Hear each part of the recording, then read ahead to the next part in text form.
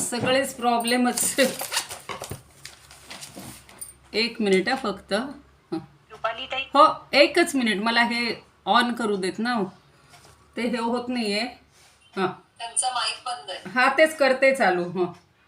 तोही होत नाहीये. रुपाली ताई आपला माईक बंद हो, आहे. केला तेच ते येत होतं करायचा का नाही म्हणून केलाय आता. आता आवाज येतोय का? हो येतोय. हां, मी आता काय करते, हे नाही चालू करत, व्हॉट्सअप म्हणजे व्हिडिओ नाही चालू करत, कारण काहीतरी प्रॉब्लेम आलाय. व्हिडिओ चालू करत नाही. हां, निरूपणाला सुरुवात करते. जय जय रघुवीर समर्थ श्रीराम, जय राम जय जय राम. शुका सारिखे पूर्ण वैराग्य ज्याचे, वसिष्ठा परिज्ञान योगेश्वराचे, कवी वाल्मिका सारिखा मान्य ऐसा, नमस्कार माझा सद्गुरु रामदासा. माता रामो मत्पिता रामचंद्र, स्वामी रामो मत्सखा रामचंद्र, सर्वस्वं मे रामचंद्रो दयालुर, नान्यं जाने नैव जाने न जाने. कृतार्थदेव वंदनं दिनेश वंशनंदनं, सुशोभिभालचन्दनं नमामि राममीश्वरम्. मुनीन्द्रयज्ञकारकं शिलाविपत्तिहारकं, महाधनुर्विदारकं नमामि राममीश्वरं. नमामि राममीश्वरं, नमामि राममीश्वरं. आपण शिवथरघळ दासबोध समूहावर श्री रामचंद्रांचं, श्री रामदासांनी लिहिलेलं रामायण हे अनुभवत आहोत. आता आजही मला पुन्हा संधी मिळालेली आहे. प्रथम मी श्री रामरायांच्या चरणी, समर्थांच्या चरणी वंदन करते, नमस्कार करते. आपण सर्व श्रोते जगदीश मूर्ती सर्वांच्या हृदयस्थ आत्मारामाला वंदन करते. आणि त्या रामरायांनी थोडीशी परीक्षा पाहिलेली आहे, पण आता त्यांनी आपल्याला अनुमती दिलेली आहे, तर त्यांच्या कृपेनं हे व्याख्यान आता होणार आहे. आपण मागच्या वेळेला पाहिलेलं होतं की श्रीरामांनी सुमंत्राबरोबर काही निरोप दिलेला होता आणि ते सांगतात की आमच्या वतीनं तुम्ही दशरथ राजांना काय काय निरोप द्यायचा, काय करायचं, भरताला पुन्हा लवकर बोलावून घ्या आणि त्याला लवकर यौवराज्याभिषेक करा असं सांगितलेलं होतं. म्हणजे तुम्हाला इहलोकी वास करणं शक्य होईल. आता हा पुत्र भरत राजा झालेला पाहिल्यावर त्याची माता कैकेयी पण आनंदित होईल आणि आम्हाला वनात पाठवून ती अधिकच प्रसन्न होईल. अशा सगळ्या गोष्टी रामांनी त्याला सांगितलेल्या होत्या. आता गंगावतरण हा जो महत्त्वाचा भाग आहे तिथपर्यंत आपण आता आज येणार आहोत. राघवराम अशा प्रकारे सारथ्याला संदेश देत असताना लक्ष्मण मध्येच येऊन कैकेयीवर रागावला. आणि आपल्याला नेहमीच माहिती आहे की लक्ष्मण हा तसा शीघ्रकोपी आहे, संतापी आहे. मला तर वाटतं तो पक्का पित्त प्रकृती आहे आणि त्यामुळं कैकेयीवर रागावल्यामुळं दीर्घ उसासा टाकून अगदी त्याचा राग म्हणजे असे बघा भुवया दोन्ही त्याच्यात ताणल्या गेल्या आहेत, आठ्या घातल्या आहेत, डोळे लालबुंद झालेले आहेत आणि खाली जमिनीकडे त्याने दृष्टी लावलेली आहे. आणि सुताला तो म्हणतो की हे सारथी, माझा निरोपही आपण आपल्या राजाला आदरानं सांगा. आता तो काय निरोप देतो तो मात्र अत्यंत म्हणजे काय म्हणूया आपण, सहन न होण्यासारखा आहे. आणि पुन्हा म्हणतो, पुन्हा पुन्हा वंदन करून राजांना सांगा की कोणत्या, अजूनही मागे सुद्धा आपण 43-44 पाहिलेलं होतं की रामाला त्यांनी वनवासात पाठवलं हे अजिबात त्याला पटलेलं नाही आहे. आणि म्हणून तो पुन्हा हे सगळे प्रश्न त्याला विचारतोय की कोणत्या अपराधासाठी अतिशय प्रेमळ आणि धर्मावरही प्रेम करणारा गुणांनी आणि वयानंही ज्येष्ठ अशा माझ्या भ्रात्याला तुम्ही निर्वासित का केलं? महाराज, आपण कैकेयीच्या आहारी जाऊन यशांध होऊन अत्यंत हीन असं दुष्कृत्य केलेलं आहे तो. आणि त्या दुष्ट क्रूर कैकेयीच्या सांगण्यावरून एखाद्या पक्षाप्रमाणे आपण आपल्या मुलाचा त्याग केलेला आहे. असं का केलं? शांत स्वभावाचा, विनयशील, सर्वांवर प्रेम करणारा, पित्याचा लाडका अशा रामानं माझ्यासह असं कोणतं पाप केलं हो? राम किम करत पापं व्यक्तोयम सहमन्यन्मया प्रशांतश्चार्यशीलश्च सर्वस्निग्धा पितुप्रियः पितृपैतामहं राज्यं प्रतिज्ञां परिरक्षता भयाद्वा यदि वद्दत्तम् अत्र स्वार्थे भवान प्रभू. वास्तविक हे वाडवडिलांपासून चालत आलेलं असं राज्य आपण जाणीवपूर्वक, प्रयत्नपूर्वक छान रक्षण केलेलं होतं. आणि तेच आजसुद्धा स्वार्थानं म्हणा किंवा भीतीनं म्हणा आपण दुसऱ्यांना देत आहात. त्यासाठी आपण समर्थ, स्वतंत्र आहात. आपण गुणवान असूनही केवळ स्त्रीच्या आहारी जाऊन काहीही अपराध नसताना पुत्राचा त्याग करण्याचं साहस करायला नको होतं. ह्या ज्या मानसिक भावना किंवा आंदोलन जे आहे ना, हे समर्थांनी आणि वाल्मिकींनी इतकं सुंदर रंगवलेलं आहे की आपण याचा कधी विचार करत नाही. आपण सगळ्या हायलाईट्स पाहत गेलेले होतो की बुवा निघाला, मग ते झालं. पण हे जे सगळे भाव आहेत हे इतके प्रगट झालेले आत्ता आपल्याला अनुभवायला मिळत आहेत. तो असं म्हणतोय की न तु प्रभवसे त्यक्तुम अपराधम विनासुतम स्त्रीविधेयो भवान भूप गुणवंतम विशेषतः यदपत्येन कर्तव्यं यशो धर्मंच रक्षता अनुरूपंच युक्तंच नत्वया तदनुष्ठितम्. असं असतं की पुत्रानं आपलं कर्तव्य पूर्ण करावं, धर्माचं रक्षण करीत यश मिळवावं. असं जर आपल्याला वाटतं तर आपण सुद्धा त्याच्यानुसार म्हणजे धर्मानुसार अनुसरण किंवा वर्तन नको का करायला?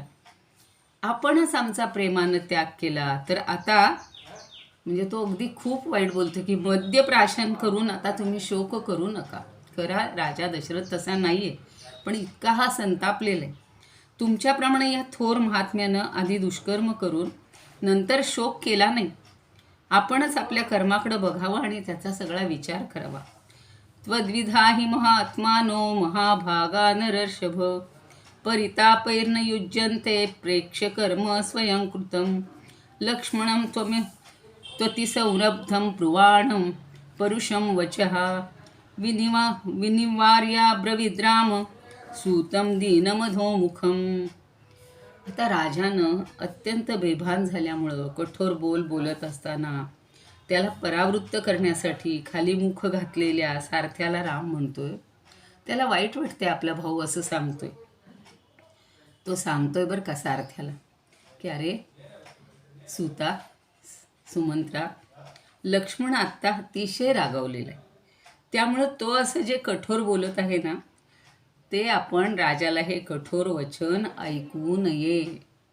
वृद्ध हीन दीन असं त्यातही माझ्या अशा जाण्यानं दुःखी झालेले जर त्यांनी हे असं कठोर वचन ऐकलं तर ते जिवंतसुद्धा राहणार नाहीत. रामाला खूप काळजी आहे आणि ते प्राणत्याग करतील. लक्ष्मणो यमतिक्रुद्ध परुषं यदुवाचः परुषोक्तीर्न संश्राव्या भवता वसुधादीपम. तो वसुधादीप आहे, पृथ्वीपती आहे आणि त्याला हे तुम्ही ऐकू नका. वृद्ध करुण वेदीच मत्प्रवासाश्च शोकवान सहसा परुषं श्रुत्वा त्यजेदपि हि जीवितम. आणि हे माझं असं आपलं याचं कठोर बोलणं ऐकून तो जीविताचा त्याग करेलो. तेव्हा हे सुमंत्रा राजाला ही कठोर वचनं सांगू नयेत. आपल्या प्रिय व्यक्तींची अपकृत्य ज्ञानी मनुष्याला दिसत नाहीत.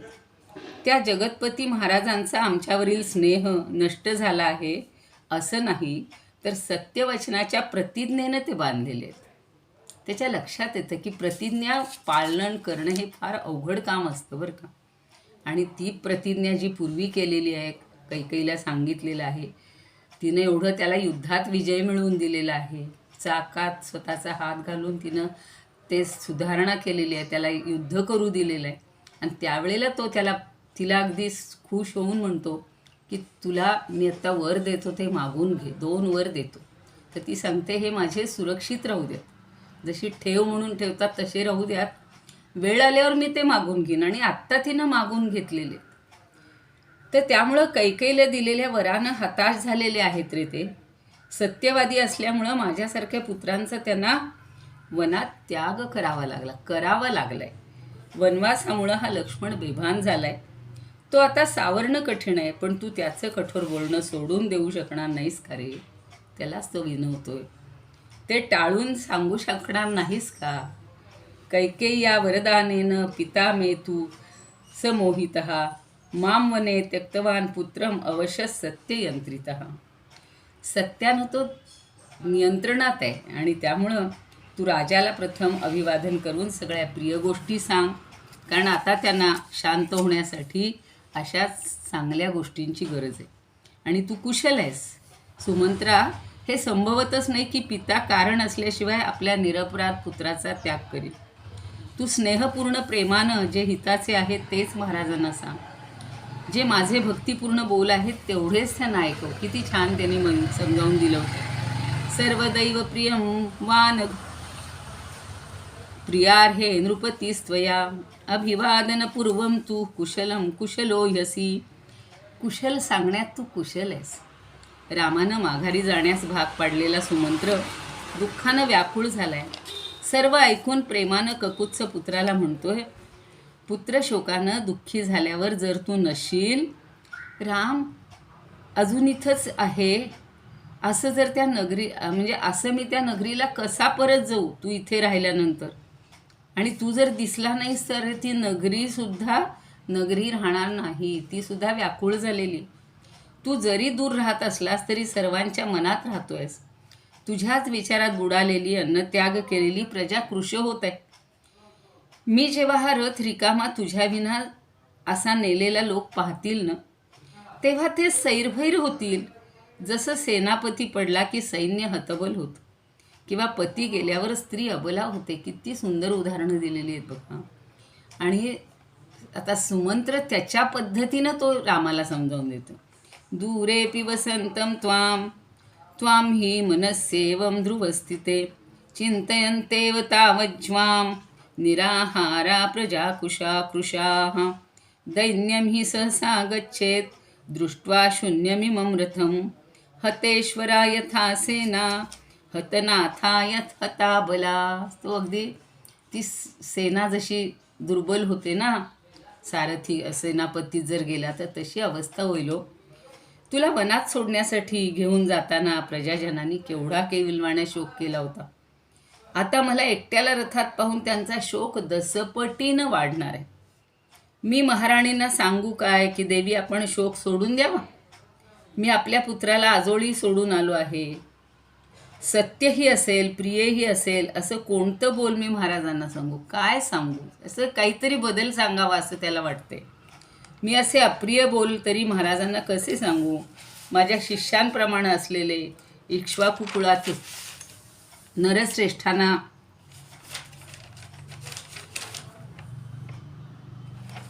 महाराज आपणच आमचा प्रेमानं त्याग केला तर आता हा रथ मी ते कसे पाहू शकतील? तुझ्याशिवाय या रथाचं सारथ्य करायचं नाही, त्यात मला सुख मिळणार नाही. मी फक्त तुझ्या रथाचं सारथ्य करणार. पण मला खात्री आहे की तुमच्यासाठी मला वनवास घडला तरी तो सुखाचा असेल. आता यानं पवित्रा घेतलाय, त्याला असं वाटतंय की मीच आता इथं वनात राहू, मी जातच नाही म्हणतो तो. मम शिष्यत्वमा आपण ना इक्ष्वाकू कुलवाहिनः कथंचापि त्वया हीनं रथं वक्षन्ति वाजिनः त्वत्कृतेन मया प्राप्तं रथचर्याकृतं सुखम् आशंसे त्वत्कृतेनाहं वनवासकृतं सुखम्. अरे राघवा, या वनवासात असताना जर तुझ्यावर काही संकट आली तर सर्व संकट या रथाच्या साह्याने मी नष्ट करीन. कसा तो आता समजावून देतो बघा. अरे शूरवीरा, माझ्यावर कृपा कर. मी यापुढं आपल्याबरोबरच राहणार, वनात राहू इच्छितो. इथंच मला तुझ्या आश्रयानं राहायचं आहे. तुझी सेवा करण्यातच मला श्रेष्ठ गती प्राप्त होणार आहे. इथं वनात राहून मी तुझी सगळी शुश्रूषा करीन. अयोध्या काय किंवा इंद्रपुरी काय, स्वर्ग काय, मी तुझ्यासाठी सर्वांचा त्याग करीन. तुझ्याशिवाय या अयोध्येत प्रवेश करणं मला शक्य नाही. ही राजाची दुष्कृत्य करणारी राजधानी तू वनवासाला गेल्यावर नष्ट व्हावी अशीच माझी इच्छा आहे. जर 14 वर्षानंतर याच रथानं मला तुला आपल्या नगरीला घेऊन जायचं असेल तर तोपर्यंत मी इथंच तुझ्याबरोबर राहतो. ही 14 वर्ष मला एका क्षणासारखी वाटतील. एवढंच काय, अगदी 100 वर्षसुद्धा एका क्षणासारखी वाटतील. आणि जर आपल्या देवावर निस्सीम भक्ती असेल तर भक्त देवाच्याच मार्गावरून जात असतो. मी तुझा भक्त आहे रे, मला भक्त होऊ द्यात. 14 वर्षाणि सहितस्य वने त्वया भूतानि अस्यन्ति शतक्च विपर्यये भक्तवत्सल तिष्ठन्तं भक्तगते पथी. ते सांगतो तो.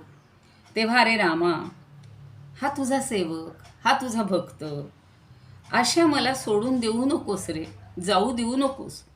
जर मी विनवणी करून सुद्धा तू माझा त्याग करशील, माझा त्याग करशील, तर या रथासह मी अग्नीत प्रवेश करीन. तुझ्याशिवाय मी माघारी जाणार नाही.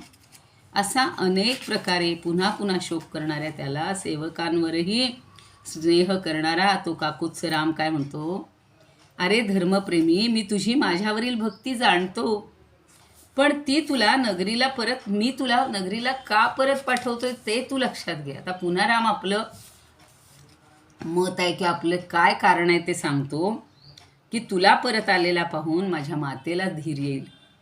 राम वनात गेला आहे याची कैकेयीला खात्री पटेल आणि ती आनंदित होईल. आणि धर्मनिष्ठ लोकही म्हणणार नाहीत की राजा खोटे बोलणार आहे. ज्यांना राजावर प्रेम आहे, विश्वास आहे, राजा खोटं बोलला असं त्यांनाही वाटणार नाही. अशी माझी खूप महत्त्वाची गोष्ट आहे, कामं आहेत रे. भरताला एवढं मोठं विशाल राज्य मिळालं आहे, त्याच्यासाठी, त्याला मदत करण्यासाठी आणि माझ्यासाठी तू नगरीला परत जा. कारण या सुमंत्रासारखे भरतालाही आवश्यकच आहेत ना. जे जे योग्य उचित आहे ते सर्व तुला सांगितलं आहे असं पुन्हा पुन्हा सांगून राम सारथ्याचं सांत्वन करीत होता. शृणुचापि यदर्थं त्वां प्रेषयामि पुरीमिता नगरीं त्वां गतं दृष्ट्वा जननी मे यवीयसी. माझी आई लहान आहे म्हणजे कैकेयी खरं म्हणजे असं तर अशा अर्थी तो म्हणतो. आणि कैकेयी प्रत्ययं गच्छेद इति रामो वनं गता परितुष्टा हि सा देवी वनवासं गते मयी विपरीते तुष्टिहीना वनवासं गते मयी. वाल्मिकी रामायणात थोडासा फरक केलेला आहे की जर असं विपरीत झालं तर मग ती संतुष्ट होणार नाही, वनवासात मी गेले नाही तर. म्हणून मिथ्यावादी म्हणून धार्मिक अशा राजाविषयी तिला भलतीच शंका येईल असं केलं पाहिजे. आणि माझ्या कनिष्ठ माता कैकेयीला भरतानं रक्षलेल्या विस्तीर्ण अशा पुत्र राज्याचं सुख प्राप्त होऊ देत. हा माझा तुला अयोध्या नगरीला पाठवण्याचा मुख्य उद्देश आहे. आता गुहाने पण खूप आग्रह केलेला आहे की तुम्ही इथेच राहा, परत जा. तर त्या गुहाला सुद्धा राम काय सांगतो बघा. राम गुहाला म्हणतोय, आता याची जवळजवळ पाठवणी तयार झालेली आहे, अजून गेला नाही बरं का. पण आता गुहाला तो काय सांगतो बघा की तू आता काय कर, शमीवृक्षाचा चीक घेऊन ये. आता त्याची वनवासाची तयारी सगळं व्यवस्थित चाललेली आहे. मी जटा करून घेऊन पुढं जाईन. जटा कृत्वा गमिष्यामी न्यग्रोध क्षीरमानय. त्या शमीवृक्षाची किंवा न्यग्रोध म्हणजे वडालाही जास्त चीक असतो, तर तो चीक आण. आणि गुहानं त्या राजपुत्रांना लगेच चीक आणून दिला. रामानं स्वतःच्या आणि लक्ष्मणाच्या जटा केलेल्या आहेत, आपण पाहतो ना चित्र. ते दीर्घभाऊ नरश्रेष्ठ असे दोघे भाऊ मस्तकावर गोलाकर जटा धारण केलेले अगदी ऋषींसारखे वाटायला लागले. तेव्हा त्या पुण्य सलीला सर्वश्रेष्ठ अशा गंगा नदीकडं मुख करून राम लक्ष्मणासह पुढे पुढे जाऊ लागला. तपस्व्याचा वेश धारण करून राम गुहाला म्हणाला, कोणतीही चूक न करता बल अर्थात सैन्य, बलचा अर्थ सैन्य असा एक असतो, कोश, खजिना, दुर्ग, किल्ला, ग्रामीण भाग किंवा अन्य घटक यांच्या साह्यानं हे गुहा तू राज्य करावंस. कारण तो गुहोही म्हणत असतो मीही तुमच्याबरोबर येणार, पण हा म्हणतो तू इथलं राज्य कर, हे सगळं सांभाळणं कठीण आहे हे खरं आहे, पण ते तू करावंस. आणि अशा प्रकारे त्या गुहाचा त्या इक्ष्वाकुनंदनाने निरोप घेतलाय. गंगा नदी आता लवकरात लवकर तरून जाण्यासाठी लक्ष्मणाला राम म्हणतोय, हे नरव्याघ्रा, ही नौका आलेली आहे, तू आता सावकाश या नावेवर चढ, त्या मनस्विनी सीतेलाही लवकर नावेवर चढव. आता आपल्याला माहिती आहे, शीघ्रम तितीर्षूर गंगायाम लक्ष्मणं वाक्यमब्रवीत, आरोह त्वं नरव्याघ्र स्थितां नावमिमां शनैः, सीतां चारोपय शीघ्रं परिगृह्य मनस्विनीं, सभ्रातुशासनं कुर्वं सर्वमप्रतिकूलयन्, ततस्तैर्नोदिता सानौ कर्णधारै विचित्रकैः, बहुवेग प्रतिहता गंगा सलिलमध्यगा. आता ती नाव आलेली आहे आणि कौशल्यानं ती वेगानं वल्लवीत प्रवाहाच्या मध्यावर आणलेली आहे. आणि आता सीता त्या ठिकाणी त्या गंगामातेला छान प्रार्थना करते बरं का, आणि नंतर हे निघणार आहे. तर सीता अशी प्रार्थना करते, गंगामाते, हा प्रगल्भ महाराज दशरथाचा पुत्र निशंकपणे पित्याच्या आज्ञेचं पालन करीत आहे, तसंच त्यानं हे करावं यासाठी तू त्याचं रक्षण कर. 14 वर्षे या निर्जन वनात माझ्यासह आणि लक्ष्मणासह राहून पुन्हा या नगरीला मी परत येईन. वैदेही प्रांजलिर्भूत्वा तां नदीमिदमब्रवीत, मध्यम तु समनुप्राप्ता भागीरथ्यासु मध्यमे, पुत्रो दशरथस्यायं महाराजस्य धीमतः, निदेशं पालयेद्राज्ञा त्वया गंगेति रक्षितः, 14 हि वर्षाणि प्रत्युष्य विजने वने, भ्रात्रा सह मया चैव प्रत्यागच्छेत पुनः पुरीं. पुन्हा मी पुरीला, या अयोध्यापुरीला आणि ह्या गुहाच्या पुरीला परत येऊ, असं तिनं सांगितलेलं आहे. अजून ती गंगा मातेला म्हणते की सुखरूप परत आल्यानंतर खरोखर ही देवी त्रिपथगे, तिला म्हणतीये ती, ब्रह्मलोकातून तू उगम पावली आहेस, सागरराजाची पत्नी म्हणून या लोकात गौरवली आहेस, अशा तुला हे देवी शोभने मी वंदन करते आणि तुझं कौतुक करते. या पुरुष व्याघ्रानं माघारी येऊन पुन्हा राज्य मिळवल्यावर तुझ्यावरील प्रेमामुळं शेकडो हजारो तलम रेशमी मौल्यवान वस्त्र मी ब्राह्मणांना देईन. ततस्त्वां देवी सुभगे क्षेमेण पुनरागता, द्रक्षे प्रमुदिता गंगे सर्व काम समृद्धये.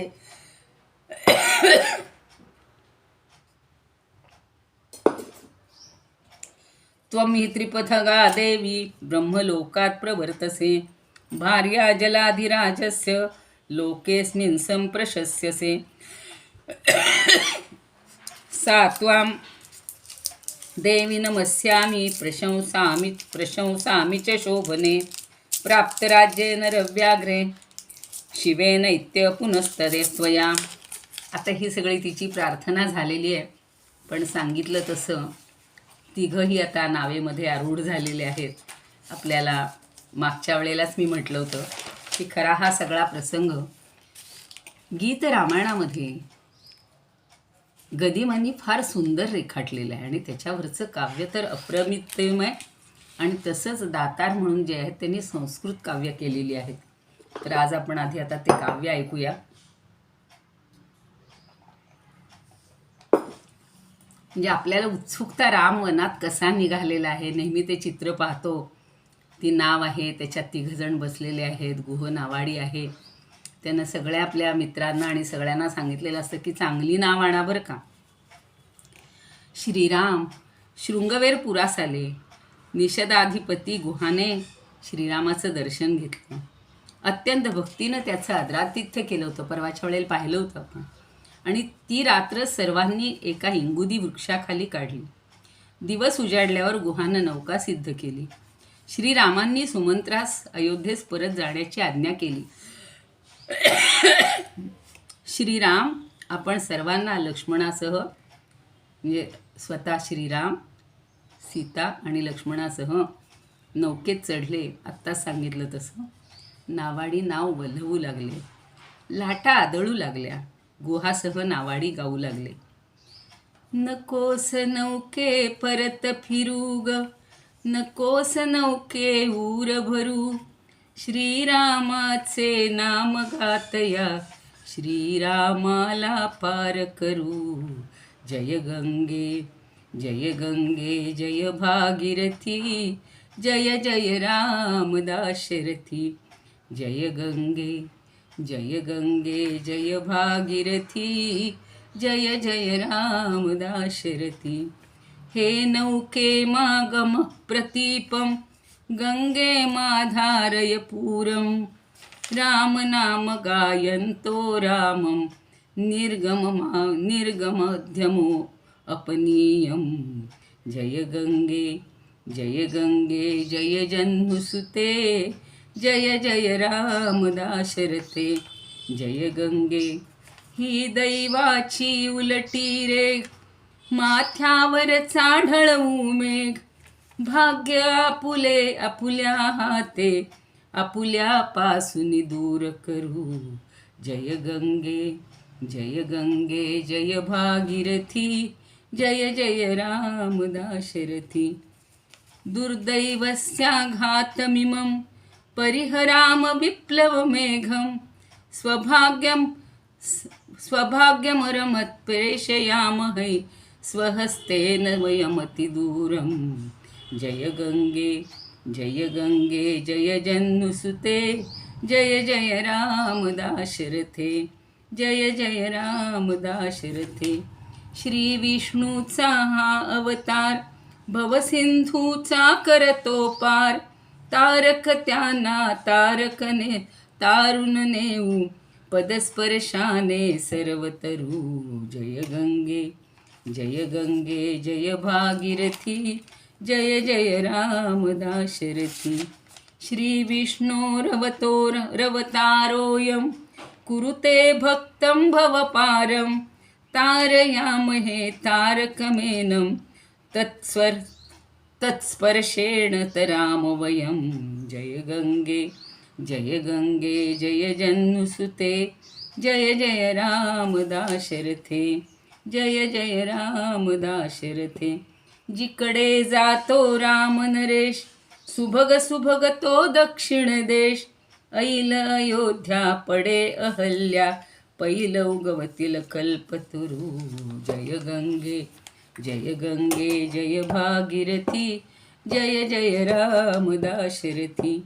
यत्र राघवः प्रवर्तते, दक्षिणदिक्स्थः प्रवर्धते, अत्रायोध्या भवेदहल्या, तत्र वर्त्स्यते कल्पवनं. जय गंगे जय जन्मसुते, जय जय राम दाशरथे. जय जय राम दाशरथे. कर्तव्याची धरुनी कास, राम स्वीकारी हा वनवास, दासच त्याचे आपण कामग कर्तव्यासी परत करू. जय गंगे जय भागीरथी, जय जय राम दाशरथी. धर्मपरायण रामोऽयं, अङ्गीकुरुते वनवासं, वयमपि तस्यातुयायिनः किं, नाचरामन्निज कर्तव्यं. जय गंगे जय जन्मसुते, जय जय राम दाशरथे. अतिथी असो वा असोत राम, पैल लाविणे आपुले काम, भले बुरे ते राम जाणता, आपण आपुले काम करू. जय गंगे जय भागीरथी, जय जय राम दाशरथी. अतिथिरस्तुमा रामस्तं, तया नयामनावा परतीरं, सहवा सद्वा असद्वा राम ईक्षतां, वयं कुर्महे निजकार्यं. जय गंगे जय जन्मसुते, जय जय राम दाशरथे. गंगे तुझही मंगल, तुझ हा मंगलयोग, भगीरथ आणि तुझा जलौघ, त्याचा वंशजनेसी तूही दक्षिण देशा अमर करू जय गंगे जय भागीरथी जय जय राम दाशरथी गंगे मंगलयोगोऽयं भगीरथे नाधीता त्वां तस्य वंशजं नयसि विधातुं दक्षिणदेशं स्मरणीयं जय गंगे जय जन्नुसुते जय जय राम दाशरथे पूता गंगा पूतमिदं रामप्रभूनामस्मरणं प्रवासमेनं त्रिदोषान्तकं वयं स्मरामश्चिरकालं जय गंगे जय सिंध जन्हुसुते जय जय राम दाशरथे पावन गंगा पावन राम श्रीरामाचे पावन नाम त्रिदोषनाशी प्रवास हा प्रभू नाईक आम्ही नित्य स्मरू जय गंगे जय भागीरथी जय जय राम दाशरथी जय जय राम दाशरथी जय जय राम दाशरथी. तर त्या गदिमांच्या आणि आपले माडगुळकर हे श्रीधर फडके असतील, सुधीर फडके असतील, काय सुंदर गायले हो. ते गीत ऐकताना सगळं डोळ्यासमोर उभं राहतं आणि आपल्या अंगावर शहारे येतात. मला जसं जमेल तसं मला सांगता येईल तसं मी सांगितले. गवां शतसहस्राणि वस्त्राण्यन्यच्च पेशलां ब्राह्मणेभ्यः प्रदास्यामि तव प्रीतिर्चिकीर्षया.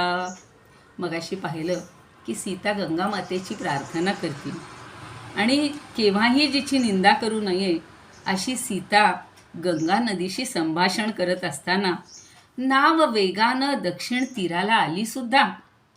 नाव वाऱ्याच्या वेगानं नव्हे तर नावाड्याच्या बाहूमधील बळानं आणि कौशल्यानं त्या दोघा राजपुत्रांना घेऊन दुसऱ्या तीरावर पोहोचलीही.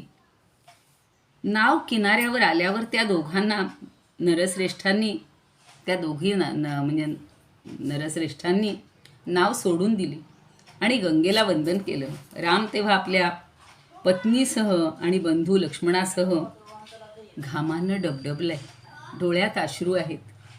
अश्रू दाटलेला असा तो झाला होता. वानप्रस्थव पूर्वीरो बाष्प पर्याकुले क्षणः. शेवटी तो आता मनुष्य रूपात आहे हो. त्याला सुद्धा या सगळ्या भावभावना त्या अयोध्येला सोडून कसंही करून सगळ्यांची विनवणी करून हा वनवासाला निघालेला आहे. अंगावर सगळे शहारे येतात असं सगळं आहे. नंतर राम सुमित्रेचा आनंद वृद्धिंगत करणाऱ्या अशा लक्ष्मणाला म्हणतो, अरे सौमित्रा तू पुढे चल. आता त्यांचं प्लॅनिंग चाललंय कसं जायचं. खरा आता वनवास सुरू झालेला आहे, प्रवास सुरू झालेला आहे. तर सीता तुझ्या मागोमाग येईल, म्हणजे तू पुढे राहा. मी तुझं आणि सीतेचं रक्षण करेन. किती सुंदर सांगितलेलं आहे बघा. आणि आजपासून सीता खरं वनवासाचं दुःख जाणवेल. कारण अजूनपर्यंत तसा वनवास तिला अनुभवायला नाही मिळालेला. इथपर्यंत सगळं छान होतं. सगळ्यांचे म्हणजे गुहाचं कौतुक, त्यानं केलेलं अगत्य सगळं स्वागत, आतिथ्य आणि नावेत बसून अजूनपर्यंत तिथं आलेलो आहोत. म्हणजे अजूनपर्यंत तसे कष्ट कुणालाच झाले नाहीत. पण सीता तर इतकी नाजूक आहे, मृदू आहे, मार्दव तिच्या ठिकाणी. आणि त्यामुळे रामाला तिची काळजी वाटते की तो म्हणतो आजपासून सीतेला खरं वनवासाचं दुःख हे अनुभवायला मिळेल. आता जे मी आता सांगितलं ते संस्कृतमध्ये काय म्हणतायत बघा. अग्रतो गच्छ सौमित्रे सीता त्वां तु गमिष्यति पृष्ठतोहम गमिष्यामी त्वांच्या सीतांच पालयन. मी सगळ्यात शेवटी काय राहणार की तुझंही रक्षण मला करायचे आणि सीतेचंही करायचे. अद्य दुःखे हि वैदेही वनवासस्य वेत्स्यसि अग्रतो गच्छ सौमित्रे सीता त्वामनुगच्छतु. वाल्मिकी रामायणात थोडे फरक आहेत. पृष्ठतोऽनुगमिष्यामि सीतां त्वां चानुपालयन् अन्योन्यस्य हि नो रक्षा कर्तव्या पुरुषोर्षभ. तिथं म्हणले तुझं आणि सीतेचं मला वर्णन रक्षण करायचं. आणि आता इथं म्हणले अन्योन्यस्य. वाल्मिकी रामायणातले जे शब्द आहेत ते थोडे फरक आहेत, की आपण एकमेकांनी एकमेकांचं रक्षण करू. समर्थांनी काही शब्द असे थोडेसे स्वतः जे काही रचलेत म्हणूया, त्यांच्या प्रतिभेनं, त्यांच्या मनाच्या ज्या सगळ्या भावनांचा त्यांनी जास्त सगळीकडे आपल्याला माहिती आहे मनोबोधातही तोच विचार केलेला आहे. त्यामुळे इथे जे त्यांनी सांगितलेलं आहे ते जास्त पटतं. सुमंत्र त्या दिशेला गेला, तिकडे दिसेनासा झाला. धनुष्यबाण घेतलेले हे दोघं सीतेसह त्या वनात प्रवेश करू लागले. तेही दिसेनासे झाल्यानंतर गुह आणि त्याचे म्हणजे सारथीसुद्धा हा अजून निघालेला नाही आहे, प्रेमानं मागं वळलेले. अजून पोहोचला नाही, तो निघाला नाही आहे. अनालोकयमानौ तू सुमंत्रो यत्र वैदिशी जागतुस्तौ सुधनुष्पाणी सीतया सह तद्वनं जग्मतु अदर्शनं गतौ ज्ञात्वा भ्रातरौ पार्थिवात्मजौ गुहसूतस्य सस्नेहौ निवर्तेतां ततः पुनः. तिथपर्यंत सुमंत्र आलेलं आहे. अनेक आता बघा, सगळा निसर्ग, वनाचं जे काही सौंदर्य आहे ना, ते इतकं सुंदर वर्णन केलेलं आहे की असं वाटतं असं जर पुन्हा सगळं चैतन्य आणि सौंदर्य आपल्याला पुन्हा अनुभवायला मिळालं तर. अनेक वेगवेगळ्या पक्ष्यांचे थवे, पक्ष्यांची घरटी, फुलांनी बहरलेले वृक्ष, त्यांनी नटलेलं ते सगळं वन होतं. आणि असं रमत गमत ते दोघं बंधू सीतेसह जात असताना शेकडो पारंब्या असलेल्या एका वडाच्या झाडाजवळ ते थांबलेले. जवळच असलेलं निर्मळ आणि भरपूर अगदी स्वच्छ असं पाणी असलेलं कमलवेणींनी भरलेलं पूर्ण सरोवर त्यांना दिसते. आणि मग हंस, सारस, पक्ष्यांनी भरलेलं, चक्रवाकांनी नटलेलं ते सरोवर राम, लक्ष्मण, सीता यांनी पाहिलं. आधी ते सरोवर पाहिले, वृक्षही दिसलेला आहे. हंसकारंडवा किरणा चक्रवाकोपशोभितां दर्शयामास रामस्तां वैदेह्या लक्ष्मणस्य च. असं आपण एखाद्या ट्रिपला गेल्यानंतर असं पहा किती छान आहे, असाही त्यांनी आस्वाद घेतलाय बरं का. नाही तर वनवासाला निघालोय, काय कष्ट आहेत, असली भाषाच नाही त्यांच्या ठिकाणी. आणि त्यामुळं तो सगळं असं सीतेला आणि याला लक्ष्मणाला दाखवत म्हणतोय, लक्ष्मणा बघ बघ, हे कमलवेलीनं नटलेलं सरोवर वनाची शोभा वाढवत आहे आणि याचे ओजस्वी जल स्वर्गातील मंदाकिनीप्रमाणे वाटतंय. सीताही दमली आहे. आज आपण इथेच सुंदर कमल सुगंधानं भरलेल्या पुष्करिणीच्या सरोवराच्या तीरावर राहूया. इहैवाद्यं निवत्स्याम परिश्रांता ही मैथिली रम्ये पुष्करिणी तीरे पद्मवासित्त मारुते अथ पुष्करिणीं शीघ्रम् अवतीर्ण्यं तु लक्ष्मणः पद्मानि समृणालानि ससुगंधानि बहुनी च. आता ती इतकी सुंदर सुगंधित कमळं आणि त्याचे ते देठ, ते सगळं लक्ष्मण भरपूर घेऊन आलेलं आहे. त्यानं ते आणावं. आणि मग तिथंच ते त्या रात्री 3 रात्री राहिले बरं का. 3 रात्री तिथला आस्वाद घेत थांबलेले आहेत. मग कमळाच्या त्या देठातून पाणी प्यायचे, कमळंसुद्धा प्राशन केलेली आहेत. आणि शमीच्या झाडाखाली भोजनासाठी कमल देठांचा उपयोग करण्याच्या दृष्टीनं राहण्याचा ते विचार करू लागले, म्हणजे राहिले. त्रयस्ते हि त्रिरात्रं तू मृणालयी प्राणधारणं कृत्वान्यग्रोधमाश्रित्य रात्रिवासं कल्पयन्. आपल्याला खाण्यासाठी जगतो का जगण्यासाठी खातो? आता इथं त्यांनी खूप छान सांगितलेलं आहे की केवळ प्राणधारण करणं एवढ्यासाठी तो आहार आहे. आणि आपण सुद्धा जर तसंच ठरवलं तर निम्मे डॉक्टरची काय म्हणूया आपण सगळी जी बिलं भरावी लागतात ती कमी होतील. आता गुहानं तिकडे ते निघालेत. आता गुहानं आणि सुमंत्रानं राम दाट अरण्यात गेलेला पाहून आपली ध्वजावरून नजर वळवून दुःखी अंतःकरणानं अश्रू ढाळलेत तिथे. त्यांनी 4 मोठ्या डुक्कर वगैरे प्राण्यांची शिकार करून ते भुकेलेले असे. आमिषासह त्यांनी वनस्पतींसह भोजन, त्यांना तर भूक लागलेली असणार. गुहांनी काय करायचो.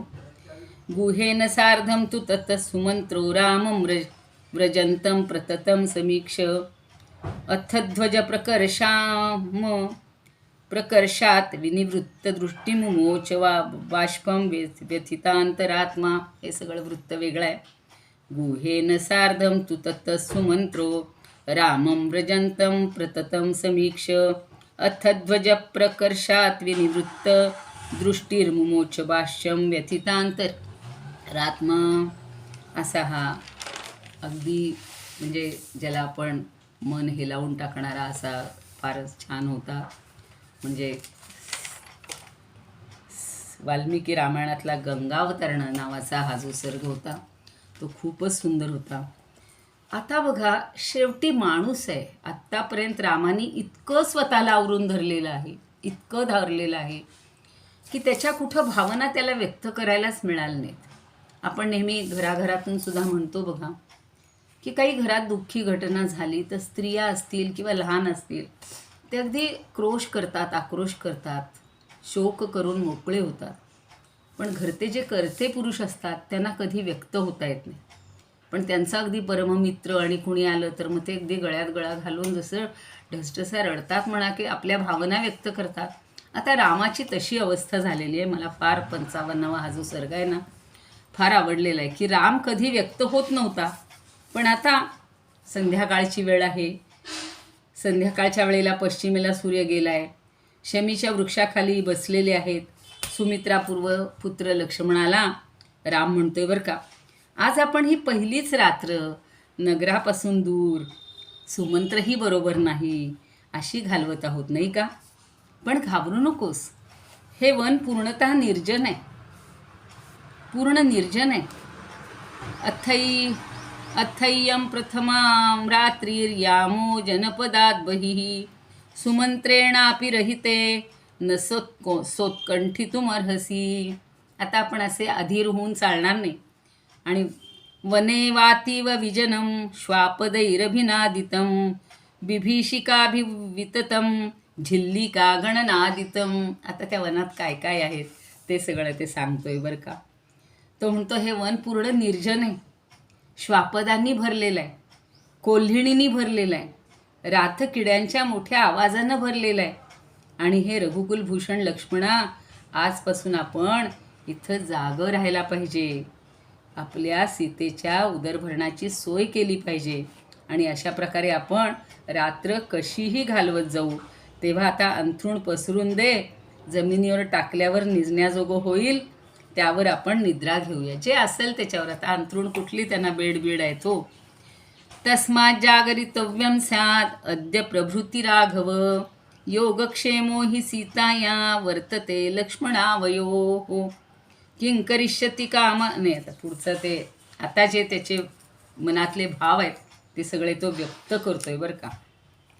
आत्तापर्यंत त्या सुमंत्रालाही त्यांनी समजून दिलं, लक्ष्मणालाही दिलेलं आहे, आईलाही समजून दिलेलं आहे, सीतेलाही समजून दिलेलं होतं. पण आता तो लक्ष्मणाला काय म्हणतो, लक्ष्मणा, महाराज आज नक्कीच दुःखी असतील, मात्र कैकेयीचे मनोरथ पूर्ण झाल्यामुळे ती फक्त आनंदात असेल.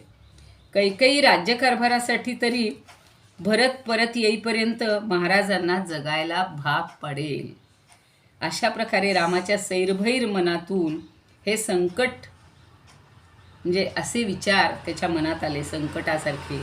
आणि कामलोलूप होऊन कैकेयीच्या आहारी गेल्यावर महाराज तरी काय करणार, मी वनवासाला आलो, माझी माताही वृद्ध झालेली आहे, किम करिष्यति कामार्थ कैकेयी वशमागतः. सगळं त्याला कळत होतं की कैकेयीला वश झाल्यामुळे हे सगळं झालेलं आहे. मग तिनं काय करावं. खरोखर अर्थ आणि धर्म या पुरुषार्थांपेक्षा काम हा पुरुषार्थ माणसाला, आपल्याला गीतेतही माहिती आहे, कामात भवती समूह, आणि तो प्रभावी आहे इतर पुरुषार्थांपेक्षा असं मला वाटतं. खरोखर कोणता ज्ञानी मनुष्य कोणताही अपराध नसताना त्यांच्या मताप्रमाणे वागणाऱ्या आपल्या पुत्राचा त्याग करील. कुणीच असं करणार नाही हे त्यालाही खात्री आहे. कैकेयीचा आनंद वृद्धिंगत करणारा तिचा पुत्र भरत खरोखर भाग्यवान आहे म्हणतो. त्याशिवाय त्याला हे अधिराज्य सम्राटाप्रमाणे उपभोगायस मिळेल का. आपले पिता वृद्ध झाल्यामुळं आणि मी असा वनवासात आल्यामुळं तोच आता सगळ्या राज्याचा आणि सुखाचा उपभोग घेईल. किंग करिष्यती, मग अशी झालं ते. जो धर्म आणि अर्थ यांचा त्याग करून काम या पुरुषार्थाचंच अनुसरण करतो तो लवकरच महाराज दशरथाप्रमाणे दुःख भोगतो. म्हणून कामार्था ही प्रकृती विकृता, म्हणजे जे कामाच्या अधीन होतात ना त्यांना कशाचंच भान राहत नाही. दशरथाचा अंत करण्यासाठी तो म्हणतो की हे सगळं झालेलं आहे. रामाला वनवासात पाठवण्यासाठी आणि भरताला राज्य मिळवून देण्यासाठीच जणू कैकेयीचा जन्म झालाय. आता तर तिथं मी नसल्यामुळं तिचं सामर्थ्य अधिकच वाढलं असेल. आणि कैकेयी त्याला खरी भीती वाटते की ती कैकेयी काय करेल तर कौसल्य आणि सुमित्रेला अपार पीडा देईल. मन्ये दशरथांताय राम प्रव्रजनाय च उत्पन्ना सौम्य कैकेयी राज्याय भरतस्य च. केवळ भरताला राज्य मिळावं म्हणून तिचा जन्म झालाय. अपिदानींच कैकेयी सौभाग्य बलदर्पिता कौसल्यांच सुमित्रांच संप्रबाधेच मत्कृतम, की त्यांना त्रास देईल याचं मला वाईट वाटते माझ्यामुळं. आणि विषय लोलुप झाल्यामुळं कैकेयीच्या तावडीत सापडलेला पिता आता काय करेल. तेव्हा हे लक्ष्मणा तू पुन्हा आता बघा, आता एक वेगळा पवित्रा घेतलाय. मला तोही रामाच्या विचार करण्याच्या ह्याचा कौतुक वाटतंय की अजूनही तो घरची सगळ्यांची काळजी करतोय, पित्याची करतोय, मातांची करतोय. आणि म्हणून तो अजून लक्ष्मणाला काय म्हणतो बघा की अरे लक्ष्मणा, तू पुन्हाही गंगा नदी पार करून यासाठी तरी तू एकटाच पहाटे आणि अयोध्येला जा. कशासाठी तर माझा पिता म्हणजे आपले पिताश्री हे तिथं दुःखी असणार आहेत आणि सगळ्या माता दुःखात असणार आहेत.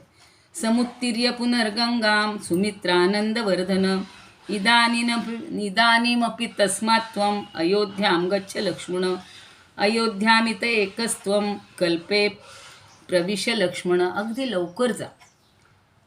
अयोध्यामित एव त्वं काले प्रविश लक्ष्मण. वाल्मिक रामायणात कल्पेच्या ऐवजी काले शब्द वापरले.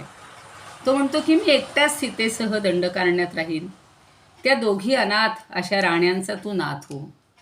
सौमित्र आणि कौसल्या रक्षक हो. क्षुद्र दुष्ट स्वभावाची कैकेयी माझ्या धर्मज्ञ अशा मातेचा द्वेष करेल रे, आणि भरताला आनंदित करील. नक्कीच माझ्या आईप्रमाणेच ज्यांना पुत्राचा वियोग होत असेल ना त्यांची अवस्था काय असेल. त्याला फार सगळ्या जगातल्या मातांची काळजी वाटते.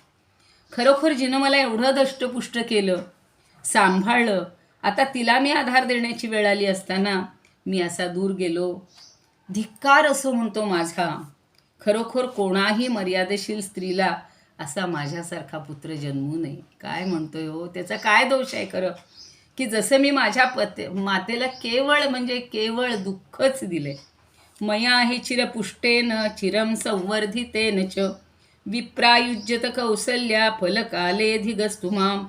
मया हि चिरपुष्टेन दुःख संवर्धितेन च विप्रयुज्यत कौसल्या फलकालेधिगस्तुमाम. आता अगदी जेव्हा फळ मिळायचं असतं, सुख मिळायचं असतं, त्यावेळेला मी तिचा धिक्कार केला रे. अरे लक्ष्मणा, माझ्यापेक्षा ती मैना श्रेष्ठ आहे म्हणतो. त्याला समोर एक मैना दिसते जिचा आवाज ऐकल्यावर जोपर्यंत भूमी पादाक्रांत केल्याशिवाय पोपट जमिनीवर बसत नाही. मी पुत्र असून नसल्यासारखं आहे तिच्याशी वागलो ना. माझी माता कौसल्या खरोखरच अभागिनी आहे, कारण तिचा पती म्हणजे आपल्या पित्याबद्दल तो म्हणतो तिचा पती शोकसागरात बुडालाय, पण तरीही ती असहाय्य आहे, काही करू शकत नाही. अरे लक्ष्मणा, मी एक असा आहे रागानं बे. आता तिथं त्याचा राग थोडासा उफाळून येतोय, पण किती संयमित आहे बघा. मला ते वाक्य तर फार आवडलेलं आहे त्याचं. तो असं म्हणतोय की अरे लक्ष्मणा, मी असा एक आहे, रागानं जर बेभान झालो ना तर माझ्या बाणांनी अयोध्याच काय संपूर्ण पृथ्वी मी जाळून टाकीन. पण असा पराक्रम अनाठायी करणं योग्य नव्हे. ज्या वेळेला रामानं ह्याला मारलेला आहे रावणाला आणि तो बाण जमिनीत गेला त्यावेळेला सगळा धरणीकंप झालेला होता. एवढं सुंदर एका कवीनं वर्णन केलेलं आहे, आत्ता आपल्याला वेळ नाही. अरे निष्पापी रस लक्ष्मणा, अधर्माच्या भयानं किंवा परलोकाच्या भयानं आज मला राज्याभिषेक झाला नाही असा आणखी दुःखी झालेला राम खूप शोक करीत होता आणि असाच अश्रू भरल्या डोळ्यांनी रात्रीच्या अंधाराच्या कुशीत शिरला. कधी कधी बघा असं खूप दुःख झालं ना की कधी झोप लागले कळतच नाही. योऽहमध्यांच पृथिवीं चापि लक्ष्मण दहेयमिषुभिक्रुद्धे नात्र वीर्यम कारणम् अधर्मभयभीतस्तु परलोकस्य वानघ तेन लक्ष्मणनाद्याहम् आत्मानम् अभिषेचये एको ह्ययमयोध्याञ्च पृथिवीं चापि लक्ष्मण तरेयमिषुभिः क्रुद्धो ननु वीर्यम कारणम. तेच पुन्हा तो सांगतोय वाल्मिकी रामायणात असं म्हणलेलं आहे की अरे लक्ष्मणा, एकदा जर क्रुद्ध झालो तर अयोध्याच काय पृथ्वी देखील बाणांनी जिंकून टाकीन, पण वीर्याचा या प्रसंगी काही उपयोग नाही. जणू ज्वाळा विझलेल्या अग्नीप्रमाणे ओहुटी लागल्या सागराप्रमाणे हताश होऊन शोक करणाऱ्या रामाला लक्ष्मण म्हणतो. आता लक्ष्मणानं त्याचं सांत्वन केले. हे शस्त्रधारी सैनिकामध्ये श्रेष्ठ राजा, अरे रामा, नक्कीच तू निघून गेल्यावर चंद्र निघून गेलेल्या रात्रीप्रमाणे अयोध्यापुरी निष्प्रभ झाली असणार. अरे नरश्रेष्ठ राजा, तू असा शोक करणं योग्य नाही. यामुळं सीतेला आणि मलाही किती दुःख होईल माहिती आहे तुला, तू दुःख करायला लागलास तर. हे राघवा रामा, बाहेर काढलेल्या माशाप्रमाणे सीतेची आणि माझी अवस्था होईल. आम्ही तुझ्याशिवाय जगू शकणार नाही. हे शत्रुंजया, आज मी तुझ्याशिवाय पित्याला, शत्रुघ्नाला किंवा सुमित्रेला पाहू शकणार नाही. म्हणजे मी नाही जाऊ शकणार. नहि सीता त्वया हीना नवाहमपि राघव मुहूर्तमपि जीवामो जलान मत्स्यैवोद्भूत. माशाची अवस्था काय होते, जलबिना मछली म्हणतात. असं लक्ष्मणानं पुष्कळ बोलणं ऐकल्यावर लक्ष्मणाचं वनवासात आलेल्या त्या रामानं स्वतःचा शोक आवरलाय, मन शांत केले आणि दीर्घ काळपर्यंत तो विचार करत राहिला. आता खरं म्हणजे पुढं ते यमुना नदीच्या तीरावर जाणार. हळूहळू त्यांची वनक्रमणा, वनवास, प्रवास हा चालू आहे. तर तो आपण पुढच्या वेळेला पाहूया. या ठिकाणीच मी माझ्या वाणीला विराम देते आणि पुन्हा एकदा सर्वांबद्दल मी कृतज्ञता व्यक्त करते.